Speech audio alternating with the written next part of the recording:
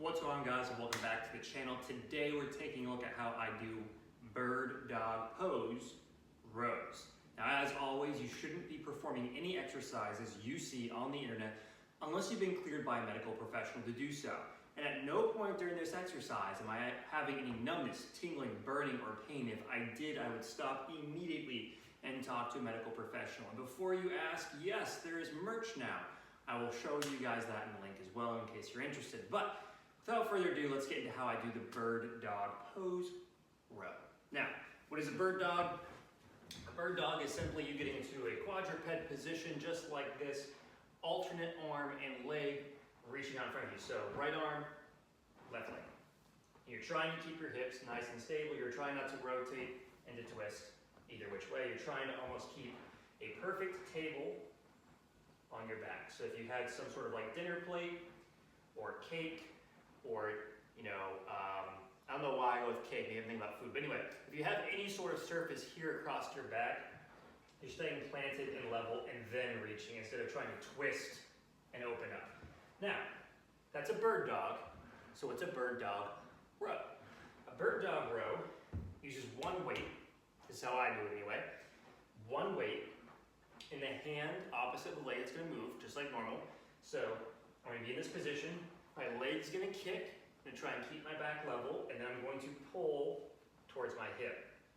And I'm going to let them both come down at the same time. Here we go again. Just like this. I'll do a couple more. Try my best to keep my hips level and my back level. So you'll notice I'm not doing a crazy amount of weight here. I'm not lifting 25 pounds. I'm doing 10.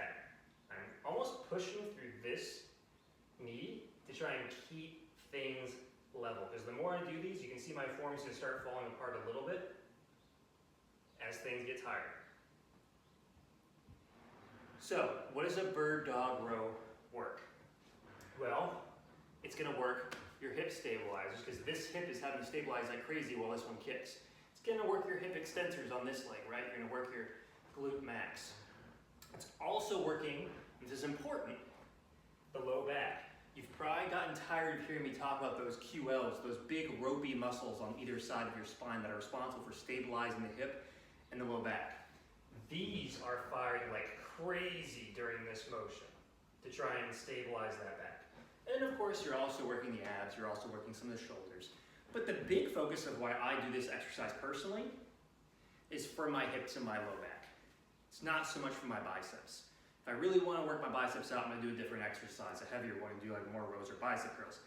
This is important for stability through my hips, through my low back, and then getting a little bit of that hip extension to preserve my mobility.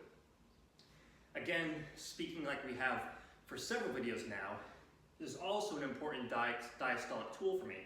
So if I'm doing this side and it's really easy, I go over here, and then I go to kick this leg back, I'm like, oh, I'm really struggling to not let my hip drop. That's telling me that I have some hip stabilizing weakness, right? If I can't kick my leg up and back because it feels tight, that's telling me I have a little bit of muscular tightness.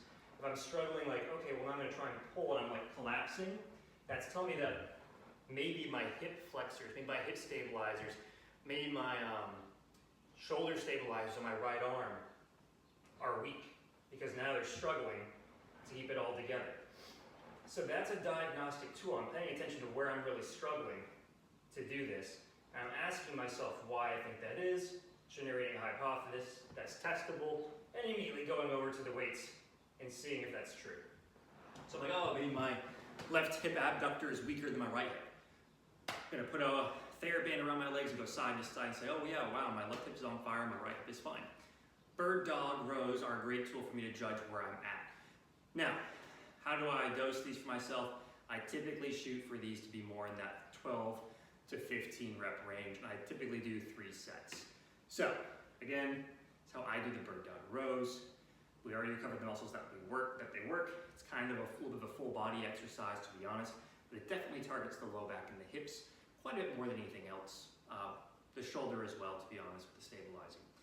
It's great for diagnostic tools. I tend to dose them for 3 sets of 12 to 15 for myself, and that's with a 10 or 15 pound dumbbell, so it's really not something that's that I'm trying to rep out as hard as I can. I'm not trying to be a gym beast. I'm more trying to use it to mind muscle connections make sure I'm warming everything up, and I'm hunting for any sort of weaknesses or imbalances to improve.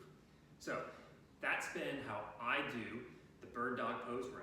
Thank you so much for watching. Please don't forget to like, subscribe, and comment. Please check out the Discord. The app is still coming. It's close. I know I've been promising for a month now, but it is like this close to being done. And also check out the website, and please consider becoming a Patreon. Now everybody stay healthy, stay fit, and stay awesome.